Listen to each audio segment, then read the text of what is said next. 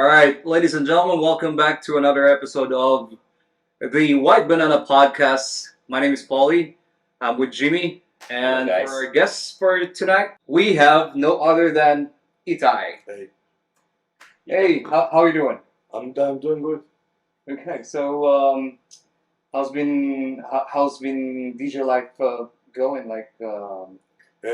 Recently, I'm in Chilgao, so I play there most of the time. It's really cool. It's really cool. You know, I'm not that active, yeah, but playing at least once a month. At least once a month in Siargao. Yeah. Okay. Because I remember the last time I think I saw you, we played together like a few months back in Pampanga. Yeah, Paradise Lost. Yeah. Yeah, Paradise Lost. So, but I've known you for a while. Like back in the days, we used to play at time in Manila along with your other peers. And I remember so well that you were more into like psytrance back in the days. That's Are you correct. still doing the same genre these days?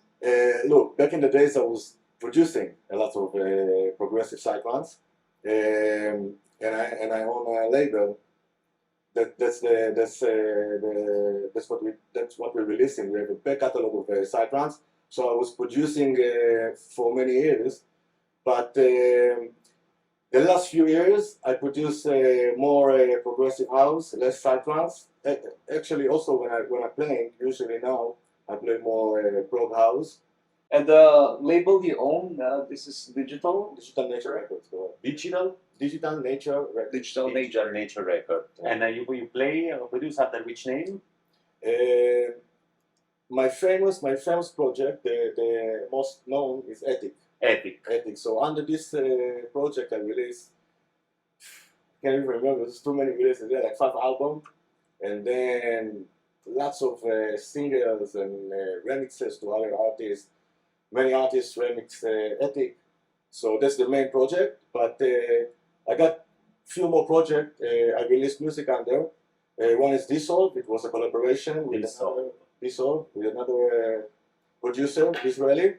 And recently, it's actually a new project, Spini, which is that's my recent production, Yes. which is it's a cross genre. It's, I would say, prog house. Let's say it's kind of cross style. I heard it's a prog house tech with some little bit vocals, little Yes. It's some sort of an experimental thing. kind of. I remember meeting you back in, let me see if my memory serves me well, around 2017 or 2000, no, First time, probably 16, yeah. 16. And you're one of the guys I saw using Ableton when you're DJing, Yes. That's correct. Yeah. right? Well, I'm kind of intrigued, right? Because there's not a lot of DJs who uses Ableton when they're DJing. So when I saw you, like, oh, this is a different breed. Although I've already seen some DJs, but I haven't seen one doing it live. So how do you? Is it only Ableton that you use when you're DJing, or you also use different Look, medium? actually, I'm old school, so I did all the way. Yeah, since DAT, and then mini DAT. disc, and then CD, and then USB, and then computer. And usually, when I used to go play before, so it's ETIC. So then I need to do a live act, because when you book under the name like a live act, so then you need to play at least 1 hour of your own music, only your music. So what you actually do, you need to do a live. So some of the synthesizer can be playing in real time, or some of effects you can play with. Yeah. So live plugins plus Ableton. So then when I go to these gigs, and then I need to do a live act plus a DJ set. Yeah. So everything is on the computer already. Yeah. So I have the live act, or I'm playing just 1 hour only ETIC, and then I'm playing another hour. So this is why, because it's a live act, so I used to play from the computer, and because I'm producing, so then it's like you want this ability to do live on stage, you need Ableton. Or yeah, That is true. Okay, so when you're using Ableton, you have to use different plugins, right?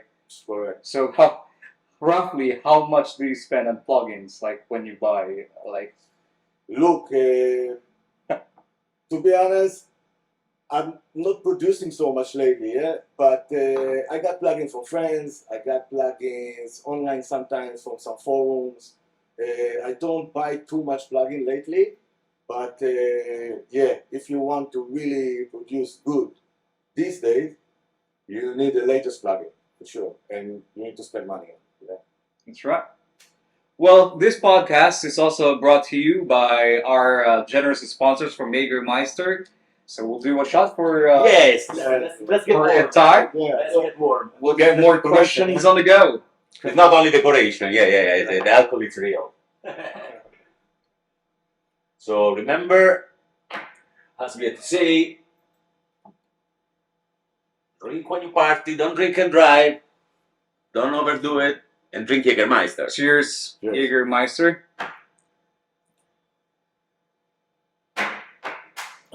I love the shot. Yeah, tasty. Right now, back to the interview. In the Philippines, so you've been staying here for a while. Have you had any residencies, club residencies in the Philippines in the past years? No, because it's not me. Me, I'm not a resident What do you mean? DJ. I mean, like,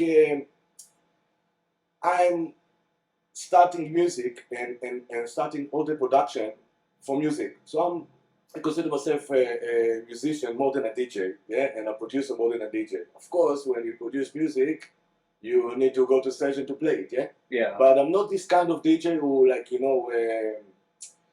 can play anything, any style, just like based on what's happening. Mhm. I'm more, focused on styles, and I know how to read the dance floor, and to play music of course, in my color, but in the right time. Yeah.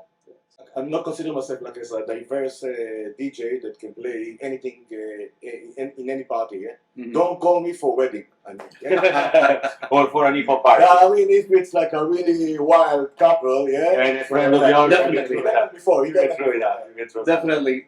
That brings me to putting like for a person to go to a club, they should know which club and what music the club plays. It's like something like choosing your DJ because you have to know who the DJ that's playing. That's why you need to go. That's what happened all over the world. Exactly. So Holy shoot, sometimes. So I mean, people in the world, they love the music.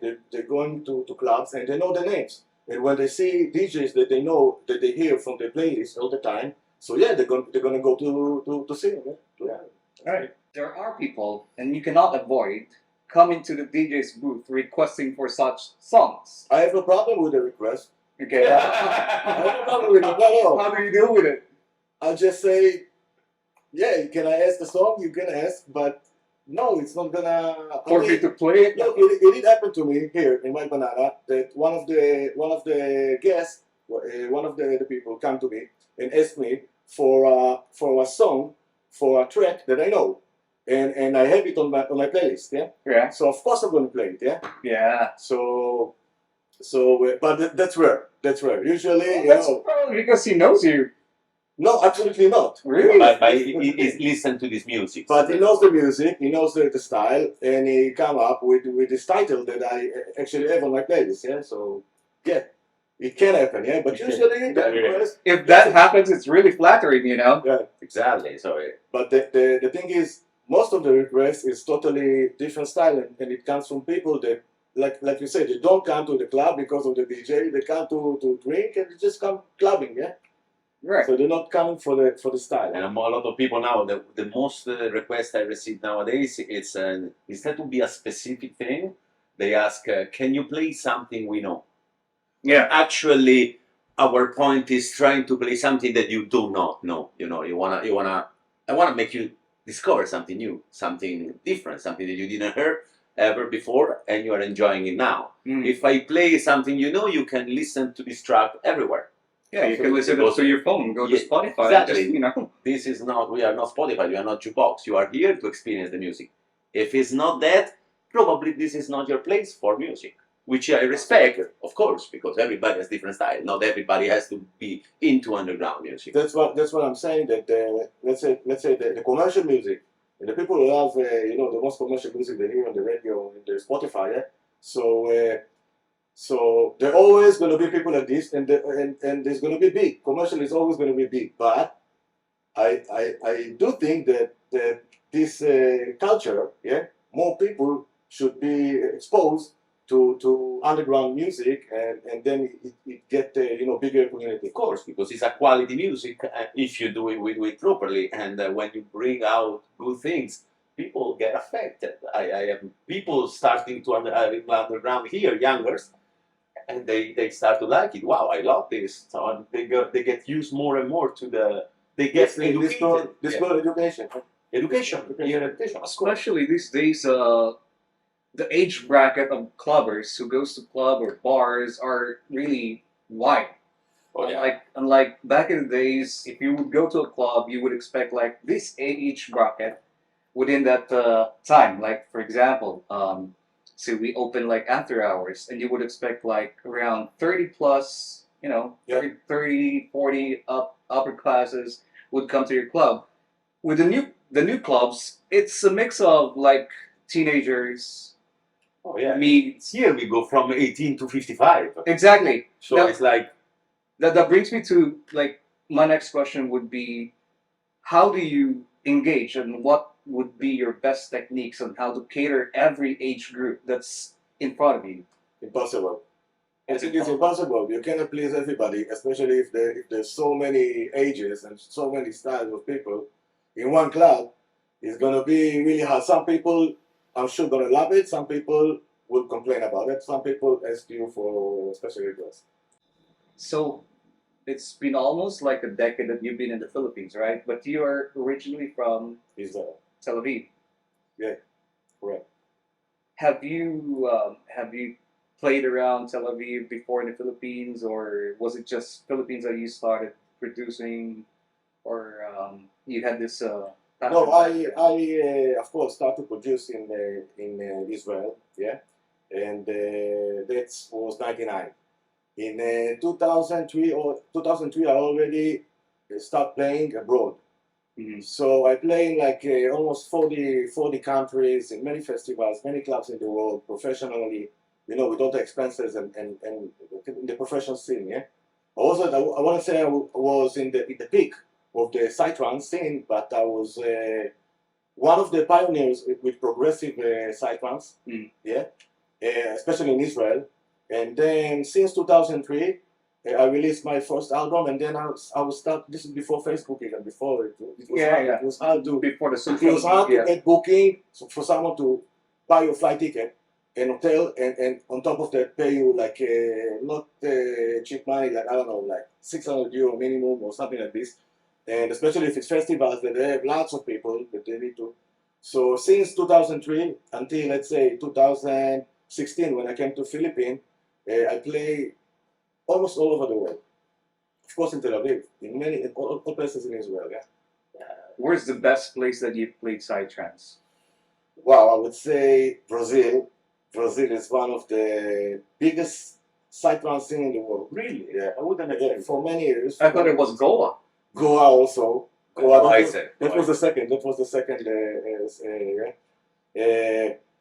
Yeah, I would say definitely in Brazil the parties are really really big, and you get like the Brazilian really like psytrance, especially Israeli producers, and I would say after Goa, let's say Goa Hilltop, let's say Hilltop in the Hilltop place in the New Year's Day, New Year's Eve party, it's amazing dance floor. For the psytrance followers, they would always imagine psytrance starting from 140 going up. What's the fastest BPM you went with a track on your set? In my set, I would say 144. That's only in Goa. Mhm. One side, Only in Goa. 44, one But not side. again. It's not like the usual famous Goa style. But you need to notch a little bit in Goa because they play they love fast. And me, Me, when I produce music, I never produce a track. I think maybe 142 was the fastest track I ever produced. Usually it's when I do cycle progressive cyclones, it's like 132, let's say until 138. That's the usually Is that my because BPM. is that because you're keeping some elements on a dramatic scale? Because some elements, if you would go fast, you lose its soul. Now, if you go down just a bit, like I guess it's more this style, this kind of vibe in progressive cyclones is you play it 138, but the track you release it 135. On the stage, maybe you play it a little bit faster, yeah. right. But How fast do you go? Like a four BPM notch from 138? I can go even more. You know, the track can be 132 and I play it 136. It can be, yeah. But it depends what track, and you know, some track you lose it if you That's really really change it. yeah. That's You true. just adjust the harmony of the pitch. If it's too much. Because for me, I always go from a -4 and +4 for most of my tracks when I try to adjust the tempo or the BPM. I mean on the CDJ. Yeah, I always go to for at least four plus or four. Okay, four so this is percentage of yeah it's for the percentage. exact BPM. I'm talking about I'm talking about the BPM that I usually play, Yeah. and produce. As is in this moment, you know, as you say, Ableton, more and more plugin, more and more things happening. And now the new thing is AI, and artificial intelligence. Are you approaching to that for producing or still not? No, but not yet. Not yet. But I read all the time. I read about it. Yeah, and I see that I saw these people. They make this. They teach. I don't know if it's an AI. They teach a machine all the notes, and then the machine makes all the combination of any music in the world. It's amazing. AI is something very powerful. So I don't know how to, you know, I guess the AI will help people that are not producers to give them tools to make some music that, you know, I don't know what name you should put under it. Wouldn't that like kind of restricts you from being on the artistic side? You know, because if you produce songs through AI, would you still consider yourself being called an artist? That's what I was just saying. I don't know what name you put It's on the it. line. It's the line, man. Because okay, so it depends how much the AI actually doing in the process of the making the music, yeah. But that's the main thing, you know. Crazy, what right? name you put under, you release it under If root. you think, at the end of the day, people, receiver, they only care about what they're listening, how the thing is done. It's not up to them. It's more us that we are. Oh, I'm more a purist, or I'm more, you know, people dancing. I like this music. I like this track or not. So they don't gonna care that much. Well, for us, right, because they don't understand. You know, the receiver, the listeners, they don't understand how the track is being made, right? So when you play it on a club, they don't even bother looking for who made who. I mean, Yeah, but the question is, like you say, who make it? Like, it's killing like the art. It's like killing the art. If the who is behind it? It's a machine or it's the artist? So that's a good question. maybe we might probably arrive to the point that AI will just, these are 20 tracks, or these are 1,000 tracks, make man a completely original tracks out of that, considering that, and they will give you something. I'm sure that they will be like that. Will kill some part of the production. So then who do you book? Who do you book to play? Someone, we were talking about saying, probably a certain point, how you be the AI is playing directly live. But you need a robot, you need something to stand there, no? No, I mean, you yourself. as you an are going to artist, be the you're one. not going to be playing the automation or the tracks. We're just going to use, you know, live Full live. instrument. Full live, your samples, your beats, your thing, and you put it there. You don't mix any more tracks. It's 1 hour, 2 hours. So people do it already. Yeah. It's a thing that you cannot copy, man. It's a thing that AI cannot do. But there's just a few that's doing it. Like, you know, like Doug Fire always does his Like a live, real yeah, live act. real Yeah. live, yeah. Amazing. Even Hoppin still plays live. Jeff Mills.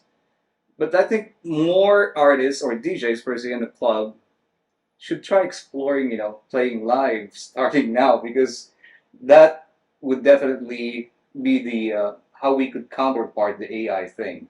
Yeah. If there will be more and more and more tracks that's coming in the future that's produced by AI, then you can no longer define what was made originally by the artist. So the only way to show it that Yeah. you have created it originally, just play it in front of them. Just create it. That comes up to one of my questions. How do you prepare your set? Like a lot of people these days, like artists, they just kind of got stuck with whatever they have in their USBs, and they doesn't even bother, looking for new songs. Yeah, yeah. They don't even. I don't know if they even practice their sets anymore. Like I could listen to one DJ and I know he already played this set some months ago, and I could predict exactly what would be the next song. Now there's a lot of new DJs these days Yeah. that does the same. Like they get stuck with like 7 playlists and they just rotate this. So how do you prepare your sets? Do you still practice? Yeah, so I tell you, I'm not buying music every day, but if there is a really special something, I'm gonna buy it. But I know many artists, friends, yeah. So I'm all the time, constantly, I'm asking for my friend, artists that I know that I love their style, to send me music. That's Sometimes good. sometimes it's even unreleased, yeah. That is good. I do that as well. I have a lot of DJ friends and producers, and I always support, especially Filipino producers. So we have Cabral, we have Alinep. They're residing in London right now, and from time to time they give me tracks, especially new ones, and I would try it out in club. Themselves haven't tried it on a club, so It's good for them also to get a feedback. exactly. Yeah. Yeah. Here, pandemic affected a lot the underground music. The underground culture as was not that big, was strong but not that big. Yeah. And pandemic completely cancelled. Yeah, the that's underground true. music. That's true. How did you survive through as a DJ through pandemic? I tell you, me, I'm not an active DJ like before, like I did until 2016. Yeah. Before that, I was doing it for living. So the last few years, I'm not, also how much money you get for playing here. It's not like something that I can do for living. No, of course. Yeah? So I'm doing different things today, but it's fun to play. Once a month here and there. So actually, the pandemic is not something that really affect me that much that way. Still, there were some parties in the pandemic in Chilgao. Yeah, Still, some there were secret parties, underground I'm sure, things. some underground parties here and there. Yeah? So it wasn't like a big, such a. Okay. It didn't affect it that much. Yeah. For a producer, what would be the most rewarding part of being a producer? I would say again, if you make music that you see, you playing the music and people love it. Really, it's really working in many stages in the world.